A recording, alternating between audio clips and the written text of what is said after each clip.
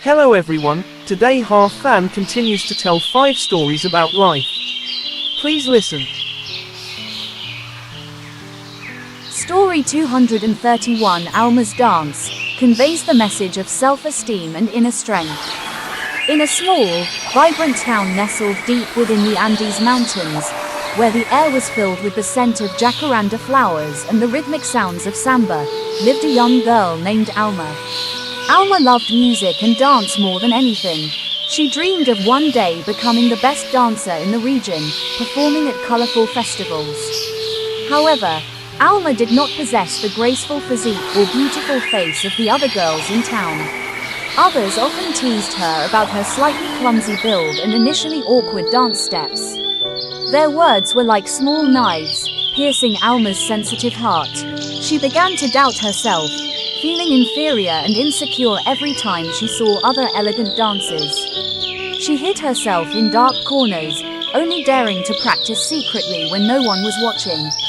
Alma's grandmother, an old but resilient woman with keen eyes, noticed the sadness in her granddaughter's heart. One afternoon, as Alma sat silently, her grandmother came to her and said, "My daughter, do you remember these majestic mountains? They stand tall and proud, never bowing to wind or storm. Do you know why? Because they do not allow anything to make them feel inferior. You are the same, Alma. No one can make you feel inferior without your consent." Her grandmother's words were like a ray of sunshine illuminating Alma's soul. She thought deeply about them. She realized that she herself had empowered the negative words of others. She had allowed herself to feel inferior. From that day on, Alma began to change. She still heard the teasing remarks, but instead of letting them hurt her, she turned them into motivation. She practiced harder than ever. She didn't try to imitate others but focused on finding her own dance style, a style that was powerful, passionate, and authentic, just like her own soul. She no longer hid her clumsiness but accepted it as part of the learning process. One day, a major dance competition was held during the annual festival. Alma decided to sign up. When she stepped onto the stage, whispers and murmurs arose again. But this time, Alma didn't care. She closed her eyes, felt the rhythm of the music flowing through her veins, and began to dance. Alma's dance was not perfect in the traditional sense, but it was full of energy, emotion, and self-confidence. She danced with all her heart, with everything she had. She didn't just perform steps, she told a story, the story of a girl who found her own strength and worth. When Alma finished, the entire square fell silent for a moment, then erupted in thunderous applause. People were captivated not only by her dance, but also by the resilient spirit that emanated from her. Alma didn't win first prize, but she won something far more important, the respect of those around her and her own self-esteem. She proved that a person's worth is not determined by the words or gazes of others, but by their inner strength and self-belief. The lesson learned. The story of Alma's dance profoundly illustrates the theme: no one can make you feel inferior without your consent. The core lesson here is that feelings of inferiority do not originate from the words or actions of others, but are a choice we make in allowing those things to affect us. Alma realized that her pain and insecurity were not caused by the teasing, but by her allowing those words to penetrate and define her worth. When she changed her perception, she regained control of her emotions and self-esteem. The inspiring lessons are the power of perception. How we perceive and react to the words or actions of others determines whether we are harmed. Choose to react positively and confidently. Self-worth is internal. Your value does not depend on the opinions of others. It lies in your own nature, talents, and spirit. Self-confidence is armor. When you are confident in yourself, negative external words lose their power to hurt you. Growth through challenges. Instead of letting criticism discourage you, turn it into motivation to practice and develop yourself. Story 232 A Glimmer in Silicon Valley promotes the spirit of scientific discovery and creativity. At the heart of Silicon Valley, where grand ideas are nurtured and technology shapes the future, lived a young woman named Lena. Lena wasn't a genius programmer or a seasoned software engineer. She was a data scientist, one who saw stories and hidden possibilities in seemingly dry numbers.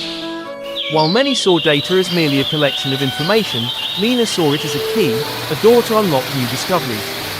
From a young age, Lena was fascinated by mystery. She constantly asked, why, and how. She believed that behind every phenomenon, every number, there was an explanation and an opportunity for creation. Just as Marie Curie once said, Lena felt that the beauty of science is that it opens up endless doors to discovery and creation.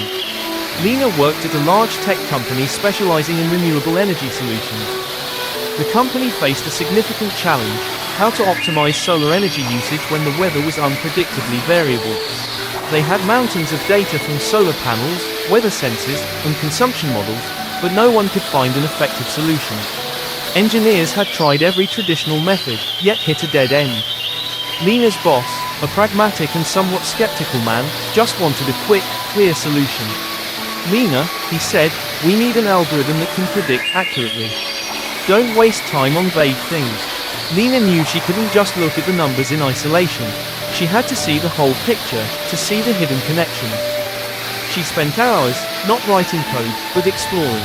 She experimented with different models, combined seemingly unrelated datasets, and even integrated elements of human behavior and natural cycles that other engineers overlooked.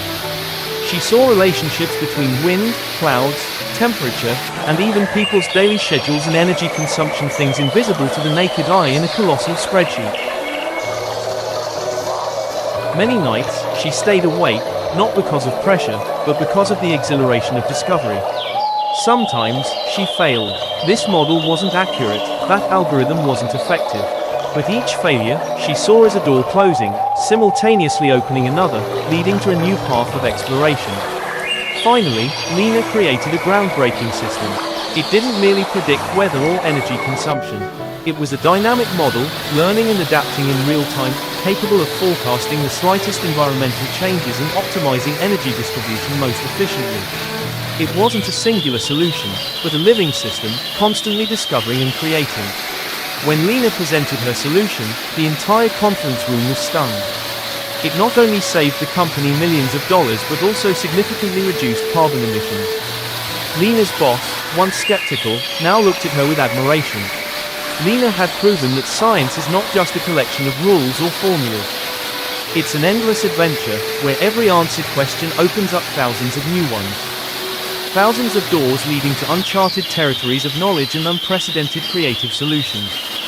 In Silicon Valley, Lena became a symbol of how creativity is the ability to see what cannot be seen with the naked eye, and to trust in the relentless journey of scientific discovery. The lesson learned. The story of Lena and the glimmer in Silicon Valley profoundly illustrates the theme. The beauty of science is that it opens up endless doors to discovery and creation. The core lesson here is that science is not merely about accumulating knowledge but an ongoing journey of curiosity, exploring the unknown, and using those insights to generate novel solutions and ideas. Lena did not accept the limitations of raw data or traditional methods. She used her scientific thinking to see hidden connections and patterns, opening the door to a breakthrough solution. The inspiring lessons are: curiosity is the wellspring of discovery. Never stop asking why and how. Curiosity is the primary driver for opening new doors. Look beyond the tangible. Creativity in science requires the ability to see hidden patterns, trends, and potentials within data or phenomena that are not visible to the naked eye. Discovery leads to creation. The process of inquiry and deeper understanding of the world naturally leads to novel ideas and groundbreaking problem-solving approaches. View failure as a new door. Each unsuccessful experiment is not a dead end but a guide, an opportunity to adjust and explore another path towards success. Science is an adventure. It's not just about sterile labs or dry formulas, but a thrilling journey of expanding the frontiers of knowledge and creating the future. Story 233 Rays of Light in Lapland explores the theme of money, freedom and true happiness. In the vast expanse of Finnish Lapland, where winter stretched with mystical white nights and the aurora borealis danced across the icy sky, lived a man named Elias. Elias was a diligent logger, who had spent his life working in the endless pine forests. He wasn't materially wealthy, owning only a small wooden cabin, a few rudimentary tools, and an old sled. His life was intertwined with the wild nature and the profound silence of the deep woods. Elias had heard people from the city say that money bought everything.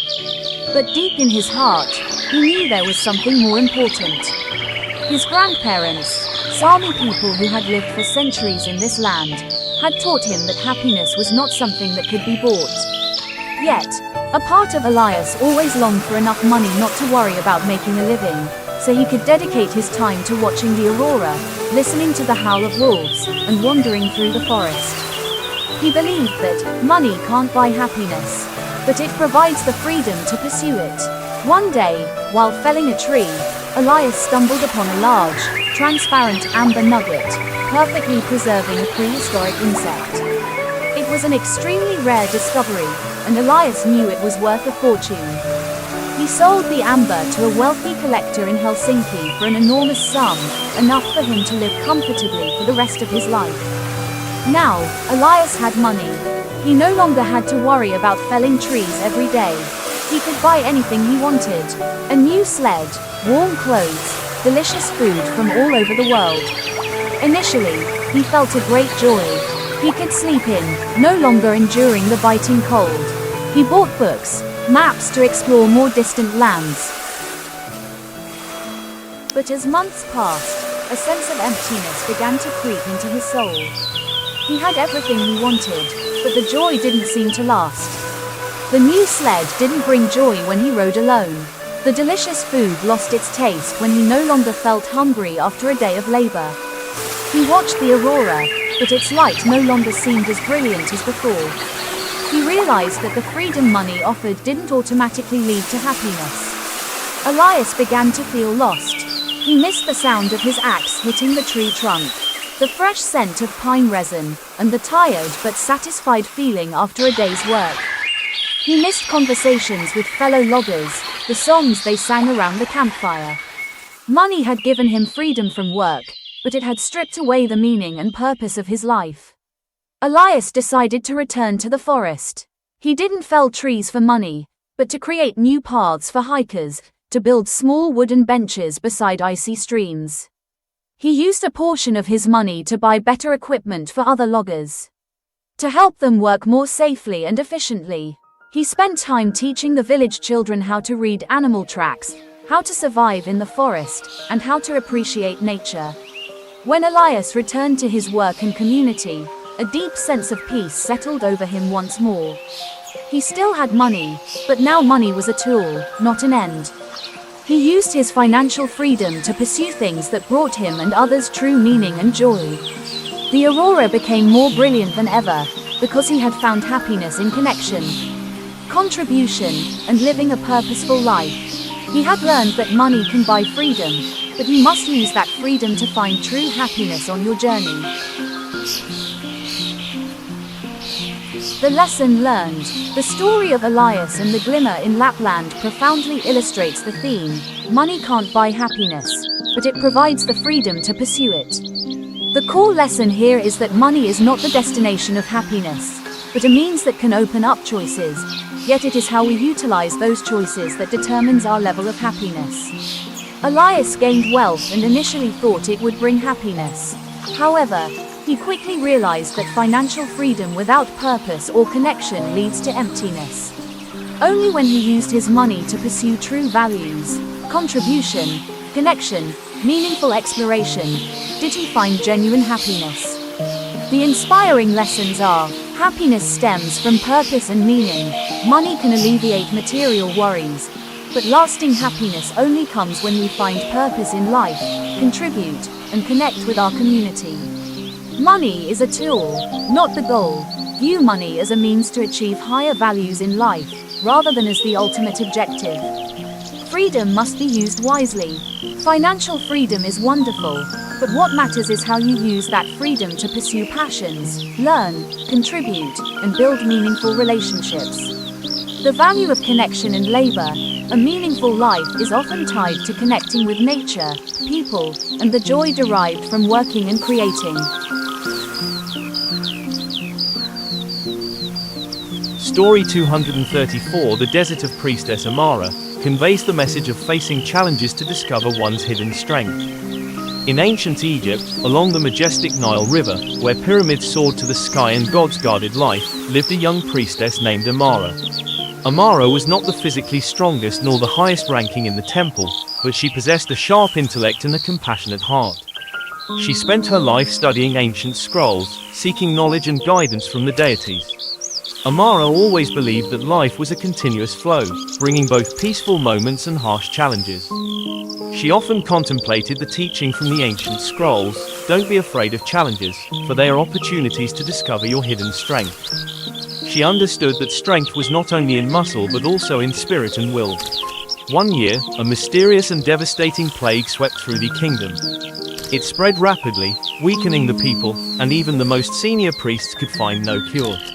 Panic gripped everyone. The pharaoh commanded the priests to find a remedy, or else the entire kingdom would fall.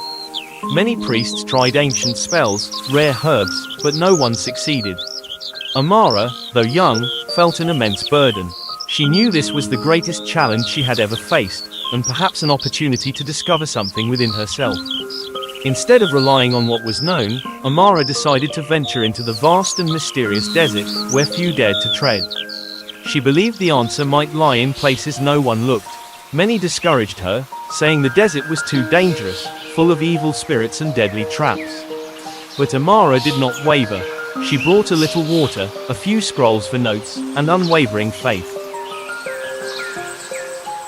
For days, Amara wandered under the scorching desert sun.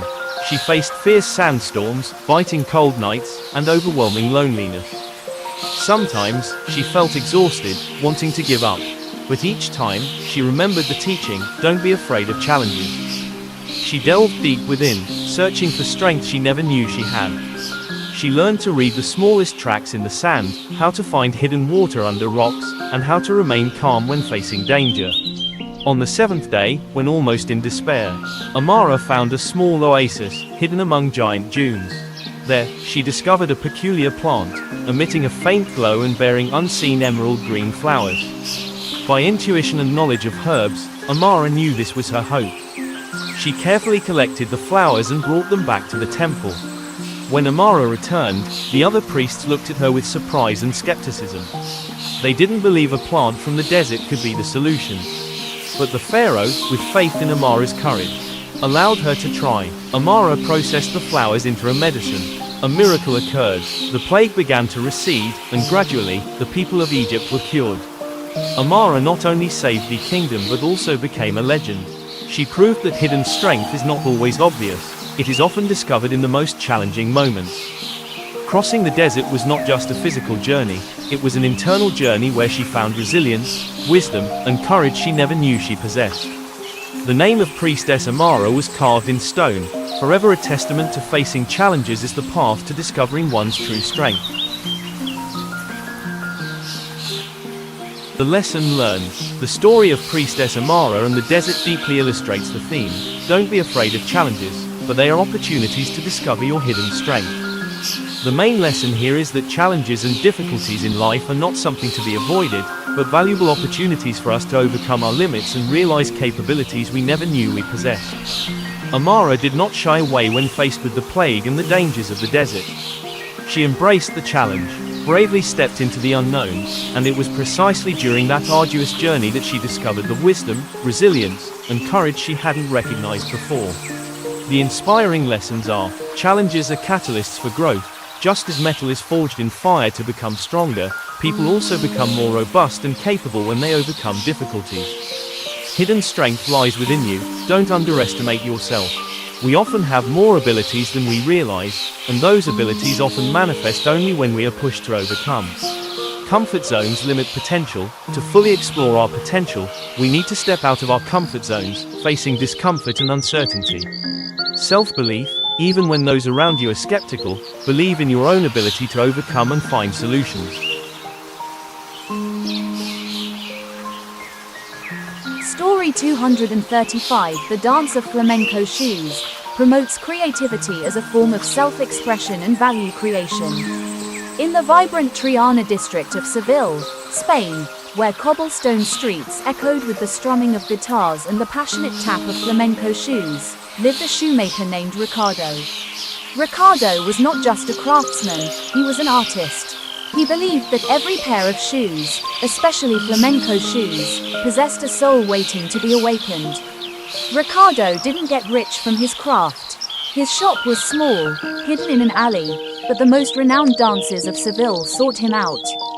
They came not for low prices but because Ricardo had a special ability. He could see a person's dance even before they took a step. He believed that creativity is how you express yourself and create value for the world. For Ricardo, every pair of shoes he made was not just an item, but an extension of the dancer's soul, a tool for them to express themselves. One year, the April Fair, Seville's largest and most vibrant festival, was approaching. A talented young dancer named Isabella, who had recently moved from a poor rural area, came to see Ricardo. She had a burning passion for flamenco but couldn't afford a good pair of shoes. Her old shoes were worn out and couldn't produce the clear, sharp sound essential for complex footwork. Isabella told Ricardo, "Mr. Ricardo, I just want to dance, to express my heart. But my shoes." She bowed her head sadly. Ricardo looked at Isabella, seeing the fiery passion in her eyes and the disappointment in her posture. He didn't think about money. He thought about art. He said, "Come back tomorrow morning, my child. I will make you a special pair of shoes." He spent the entire night working. He selected the finest wood for the heels, the softest leather for the upper, and meticulously hammered each tiny nail into the sole to create a crisp, powerful sound. He didn't just make shoes to size, he imagined Isabella's steps, felt her rhythm. He poured his whole soul into every stitch, every hammer blow. He wanted these shoes to be not just an item, but a work of art, a voice for Isabella. When Isabella tried on the shoes the next morning, she couldn't believe her eyes. They were perfect. As she tapped her heel on the floor, the sound resonated clearly, powerfully, and authoritatively like a drum. When she moved, the shoes felt like a part of her body, fluid and rhythmic. On the opening night of the April Fair, Isabella stepped onto the stage. As the guitar music swelled, she began to dance. With Ricardo's new shoes, Isabella unleashed all the energy and emotion she had held back for so long. Her footwork was not just sound, it was a song, a story of passion, of resilience, and of the beauty of flamenco art. Each step was a declaration, a powerful expression of who she was. The crowd was stunned. They had never seen such an emotional and authentic performance. Isabella hadn't just danced, she had told a story with her feet and her shoes. She had created immeasurable emotional value. Ricardo stood among the crowd, smiling. He knew he had created not just a pair of shoes, but a work of art that had helped another person express themselves to the fullest. He had created value not with money, but with his creativity. From then on, Ricardo's shop became even more famous. He continued to create flamenco shoes with soul, helping countless dancers express themselves and enriching the world with emotional dances. He had proven that creativity is an unparalleled power, not only to express oneself, but also to create true value, touch the hearts of others, and make the world a more beautiful place. The lesson learned. The story of Ricardo and the dance of the flamenco shoes deeply illustrates the theme. Creativity is how you express yourself and create value for the world. The main lesson here is that creativity is not just about making something new, but a powerful means to reveal one's individuality, passion, and contribute spiritual value to the community. Ricardo was more than just a shoemaker. He was an artist who used his skill and creativity to craft shoes that could sing, helping Isabella express herself most powerfully. The value he created was not just material but emotional and artistic. The inspiring lessons are self-expression through creativity. Regardless of the field, creativity is a way for us to reveal our unique ideas, emotions, and individuality. Creativity brings value beyond the material. What we create through creativity can not only bring material benefits but also inspire, connect, and enrich the spiritual lives of others. Passion is the wellspring of creativity. When you truly love what you do, creativity will flow naturally, leading to valuable works and contributions. Create to connect. Creative works can serve as bridges between the creator and the audience, fostering understanding and shared emotions. Don't underestimate the value of craftsmanship, art. Even in a technological world, the value created by skilled hands, meticulousness, and dedication still possesses a unique power and beauty. Thank you for listening. Goodbye and see you in the next short stories about life.